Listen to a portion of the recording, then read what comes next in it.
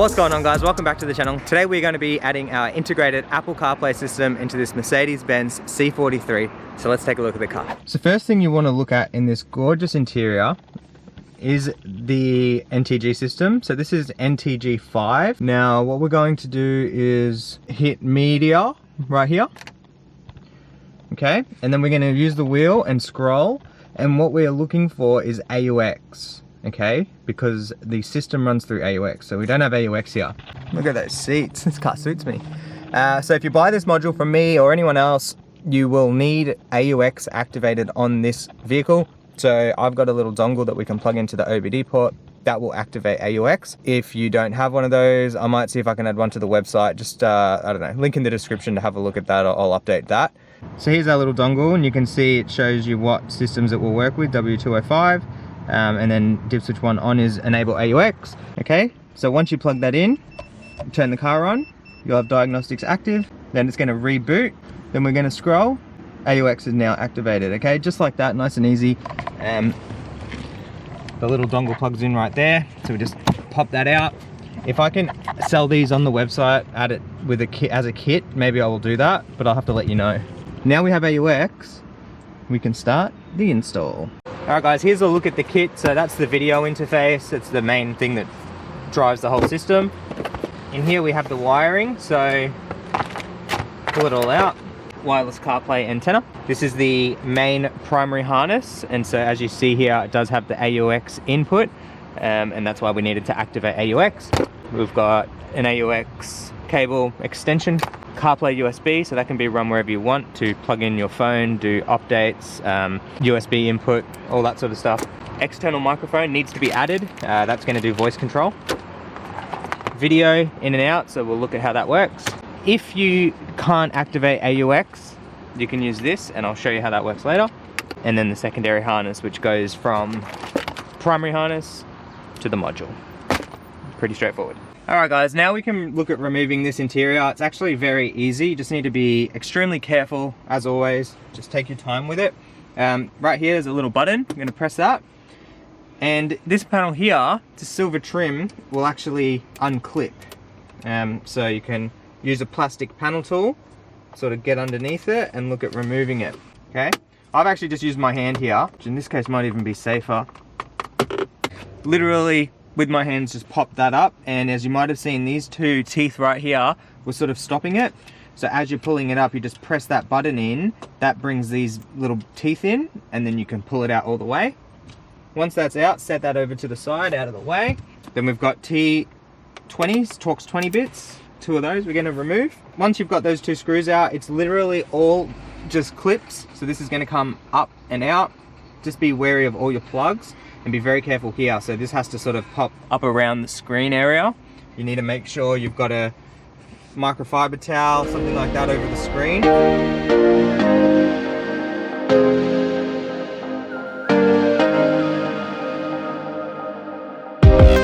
Okay, once that panel is out, we can look at removing the radio. So we've got another 2 Torx 20s. So once the main radio module is out, we can start looking at one of the main things, which is our plug and play harness. So what we're going to do is pop it open. And what you need to notice is basically on this side here, there's fiber optic cable. So on this side right here, there's fiber optic cable. And then on this side of the harness, there's nothing for it. It's on the side that plugs into the radio. So what we need to do is remove it, which is nice and easy. It's just a little clip, make it look hard, like that. And so take note of where it went. So it went in the far left. Then in your new one, same thing, far left. Plug it in, just like that, nice and easy. Then you can go ahead and do your plug and play connection. It's gonna go that way, it only goes one way. Now, the good thing about these cars is there's a lot of space. So you can mount the module back here. You can mount the module under here, you can mount the module right here, and there's plenty of space. So as I was saying, there's so much space. So you can mount the module here, you can mount the module there. Okay, that's the secondary plug. That goes, so that will go directly to the module. Okay, and then what you need to do is, we're going to talk about audio. So from the secondary plug, the AUX cable is going to plug in, boom, and then that's just going to run over to here, the audio that's coming out from your plug and play harness. We need to tape all this up, make it look really nice. Now this hardwired AUX connection leaves a neat install, all right, and it's gonna work. So how that will work is that's all plug and play because I was able to turn on AUX with my little dongle. If you don't want to buy the dongle or you don't have the ability to turn on AUX, you can use this. And I've used this in other videos before, like the Nissan Patrol, where you can only use this.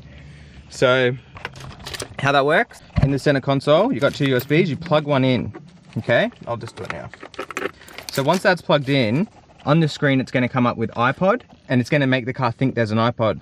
Then you've got your audio. So what you do is run your AUX from that directly to the output from here. So it will go out of this, plugged in, boom, boom, boom, boom, boom, into this, and then into the car sound. The only difference is it's a bit more of a messy install. You've got to work out how to get the wiring into this area, but you know, that's the easy way. I like it hardwired. I don't want any messy wiring. That's why I was able to turn on AUX, and that way it's all hardwired in the back end and you don't see anything. That's how we prefer it. Okay, so loom is now neatened up. I'm gonna plug in the module, start looking at where we're gonna mount these things. So I'm gonna aim to mount the module right there, all the way at the back, double-sided right down on top of another module. That'll be perfect. So now I know when I'm running all my wiring and all that sort of stuff, exactly where and how I want to run it, because I have an idea of where the module's going. Okay, screen. So we've got LVDS in and out. So what we want to do is we've got a female here, so that plugs in, like so. And that goes to LCD out. Okay, because it's going to go, I'll show you. This will now replace the one that was going into the screen, that's the pink boy, and that goes to in. Okay, so how that works is that goes to the factory screen, and this goes to the factory radio. So it's going to go from the factory radio through this cable, LCD in, so through the cable into the module, out of the module, in to the screen. Okay, so I hope that makes sense. We can test that as well. Another way to confirm what we've done, to confirm the blue was the display, is right on the blue one there. If you can see, I'm not sure, right underneath it, it says display. So, you can be pretty confident with that. Next up is the USB port for your CarPlay system. CP USB, that plugs in there. Then from the module, you guys can get creative, do whatever you want, run that wherever you want. My customer wants it in the center console, so I'm going to work out how to get it in there, run it in there the best way that we can. So I'll show you that when it's done. And then the other thing, the last thing, is the microphone. Same thing again, you guys can run it wherever you want. It's got a little clip on it, so some people like to clip it, I don't know, on the plastics or whatever. I'm going to go, I'll show you. This panel right here, it just clips down like that. I'm going to get the microphone hidden in there underneath one of those vents, and then run it up here, remove the A pillar, run it down, go behind the glove box into here, and then it will plug right into microphone right there on the module. So I'll do that, I won't film that. Like I said, you guys can run the mic anywhere that you want. And then the other thing I'm going to do is run the CarPlay USB directly into the center console, which I won't film. Just because these are optional. Like, I mean, you have to fit them, but you can pick where you want them. And then other than that, powers are done. Loom's been neatened up. Video is done. We've done that with the fiber optic.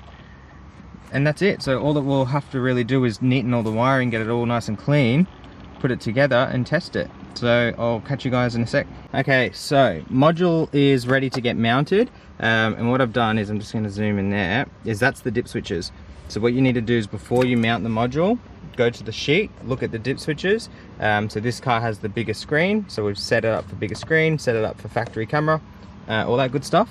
And now we can start looking at getting this all mounted. So stick that down, clean up the wiring so that the radio module fits. It's not going to be the easiest thing in the world to do, but you can do it. Make sure you fish out all your plugs for the radio, plug it all in, get this back together, and that's all she wrote. Module is where I wanted it, underneath this radio. I'm not gonna lie, getting the module underneath that radio is not easy. So if you're doing this, you might be better off just putting it here. There's plenty of space there, it's a nice flat area. Stick the module down, run your wiring. And behind the radio is nice because it's hidden, it's a clean install, but it's just harder to do. So now what we have to do is put the center console back in, remembering all of our plugs, like I said last time. So plugs everywhere. And then we can do some testing. Boom, there we go. So not all the way back together yet, just got everything sort of in, made sure the screen turns on. And then the first test you want to do is press and hold the back button right there. 1, 2, boom, switches over to CarPlay. Then we're going to use our dial, make sure that the dials work so we can see that all works. Beautiful. Press that back button again, press and hold, sorry, switch us back. Then we're going to go media, we're going to go AUX, we're going to plug in our phone. Okay, so if this is your phone, you can hit allow. I'm just going to go USB because it's not my car, but there we go. Boom, got CarPlay. Now, as you've seen, we were on AUX, so we can go Spotify. Yep, it's got sound. Beautiful. So all you need to do now is go through, I'm going to do all this, test every function, test every single button, make sure everything works, make sure everything's in properly, clean up the area, screw this panel back down, clip that panel back over, and that is all she wrote. Look at that, it looks so good.